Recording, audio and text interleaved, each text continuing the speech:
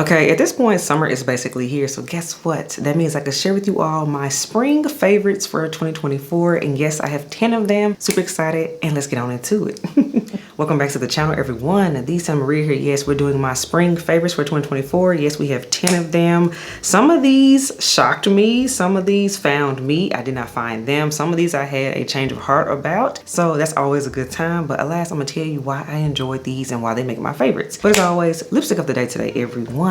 I'm feeling a very nudie pink today to go with the whole gray thing. Y'all know I'm always wearing gray. So lipstick of the day, y'all, is from MAC, and this is MAC Come Over. Yes, I love this color. I even have a backup of it. I love it that much. It's like the perfect pinky nude. Beauty details and all that will be in the description box below, along with the fragrances that I discussed today. Next up, we have fragrance of the day, you all. And fragrance of the day is one that I definitely had a change of heart on, because at first I wasn't feeling it, but now it is a certified love. And this right here is from the house of Creed, and this is Creed Carmina, you all. Creed Carmina, she is a beautiful floral but cherry scent, which I'm still interested and surprised at how they did that. But alas, Creed Carmina is your fragrance of the day. And also Creed Carmina starts things off for this list, you all. So let's talk about it. So to get things rolling, I'm going to start off with Creed's Carmina, you all, because Creed Carmina, this was one when I first smelled it back when it came out in the fall. I was not feeling her at all. Then I got a sample of it, did a sampling series. I had a change of heart, so here we are. And it makes the favorites, because if you saw, it kept making my top 5 list for each month, so it lets you know that I was really wearing her and enjoying her. Just a refresher on those, she has black cherry in here, some saffron, there's myrrh and frankincense in here too, y'all, and there's also peony and rose.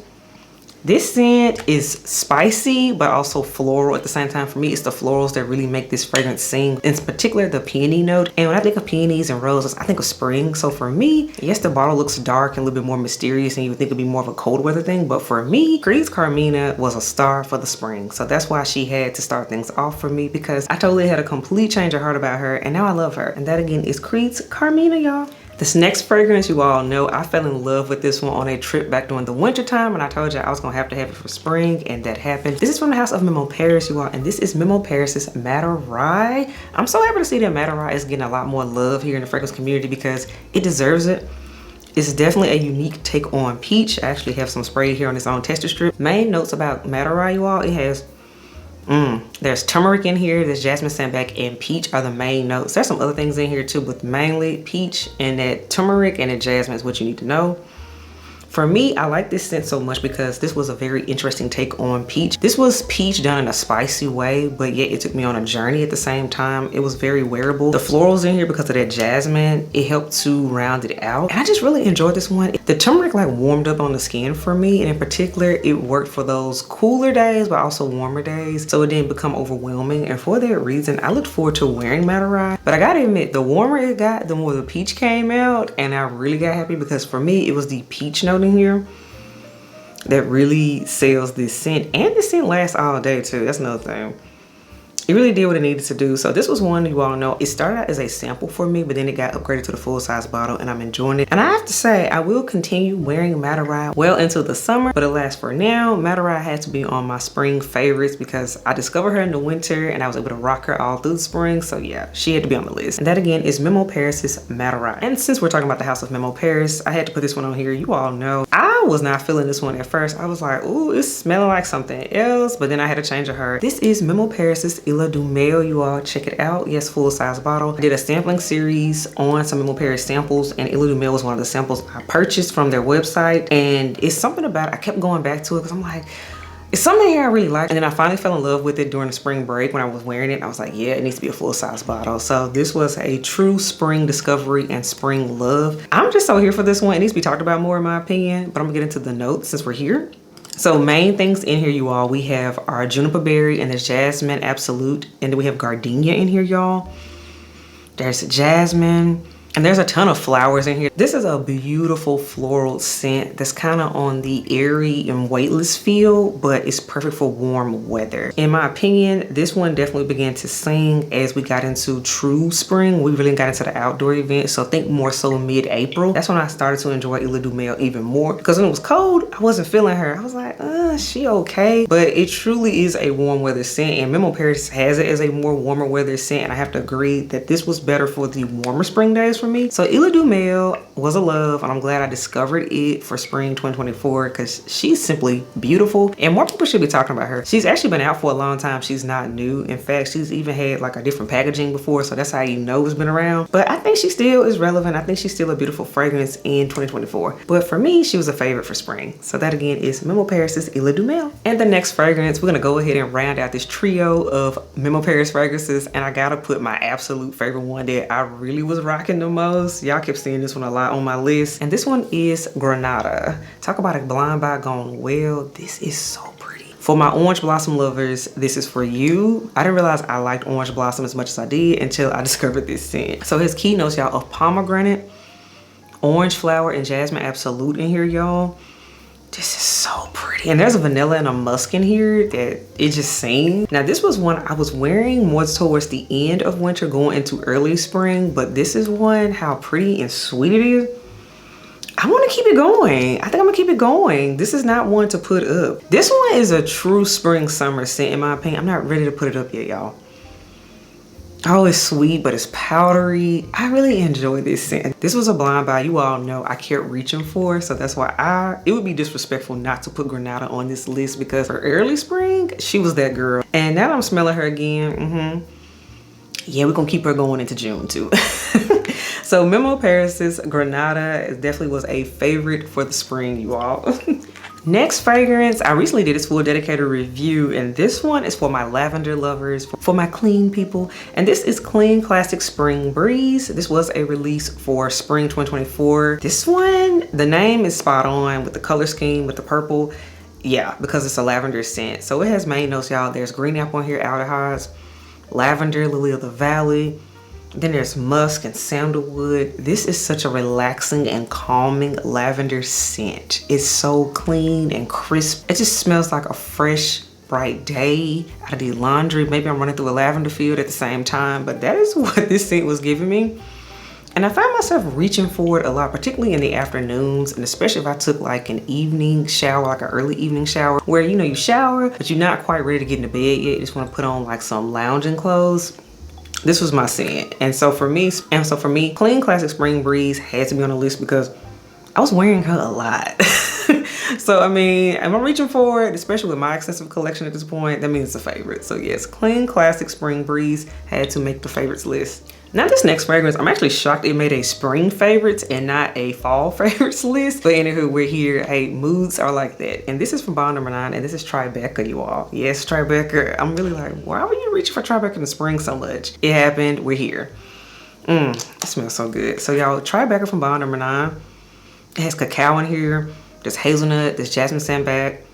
There's cedarwood, ambroxan, caramel, and moss. And boy, this is a gourmand lover's dream. This is a treat. It's a sweet gourmand, but it's airy at the same time because of the ambroxan. And this is one that just brought me a lot of joy.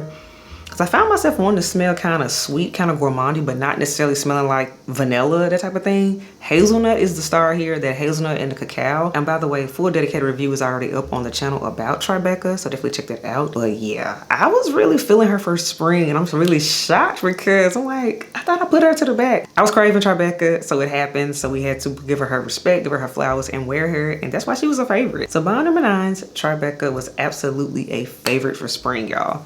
You all know I was so excited when this released, so excited to the point I even did a blind buy for this one. This one is fantastic, and this held me down for Sundays for spring. And this is Dior's Miss Dior Parfum 2024 edition. This was a new release for spring. You all, I ordered this one when I saw the notes and I was hearing good buzz. People were comparing it to the OG Miss Dior Cherie, which you all know is my all-time favorite Dior fragrance. Alas, this is its own version, but it's still a version that I like. Full dedicated review, by the way, is already up on Miss Dior Parfum, so definitely check that out if you haven't already. But main thing I like about this one is because it's fruity, but it's also patchouli at the same time. So truly a fruit chuli type of scent.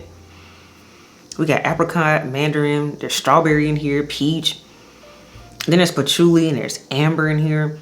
And there's moss in here, which I'm always here for a good moss note. This scent just smells like a classically feminine scent. That fruity, floral patchouli, classic DNA. That pink juice, as I like to say. Think like Coco Mademoiselle, those type of fragrances. So those classically feminine scents. Certified crowd pleaser. This was one, like I said, it became my Sunday perfume for a while. We had a good little run there for several weeks. So for that reason, I have to give her credit, give her flowers, and give her the respect of being on this list. And this is Dior's Miss Dior Parfum 2024.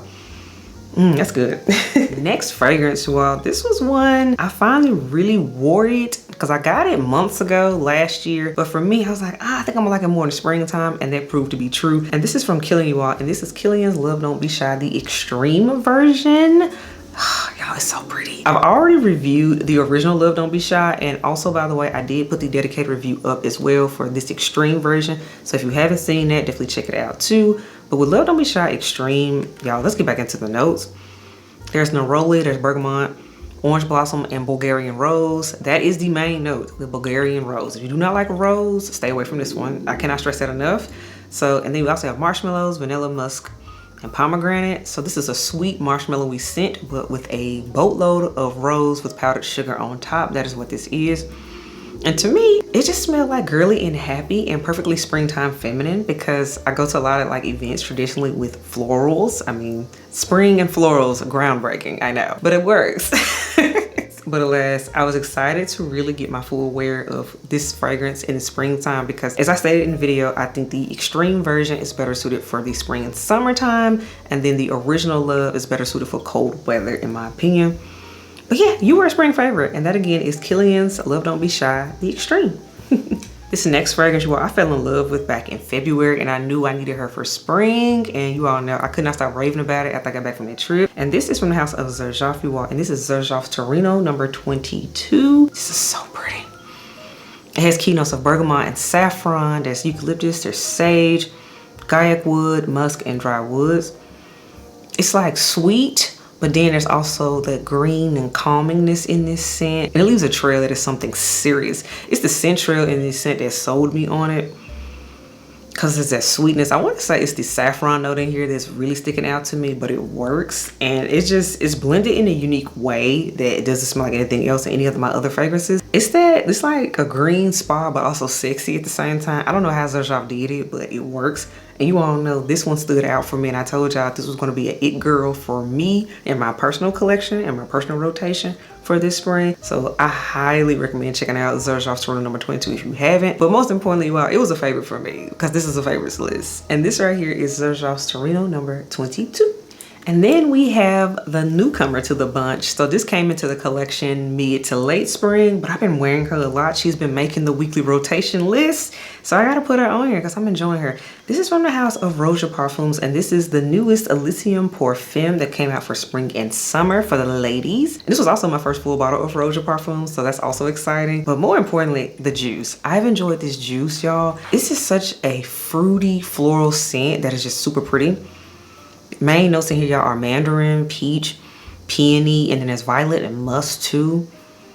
Oh, this is so pretty. I mean, this smells like all of the classically feminine florals with some peachiness in here. It has a perfumery vibe that's still clean at the same time.